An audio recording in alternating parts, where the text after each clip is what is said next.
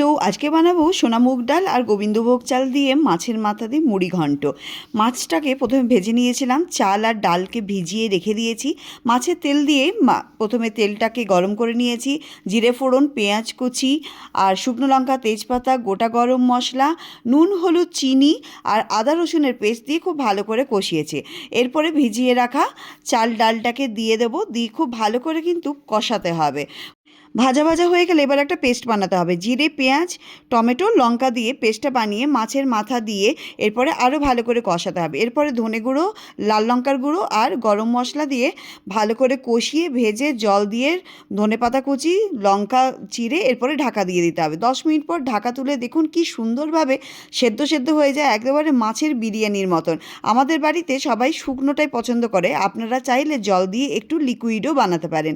তবে খেতে দুর্দান্ত হয়, দুর্দান্ত অ্যারোমা হয়, আপনারা বানিয়ে খাবেন।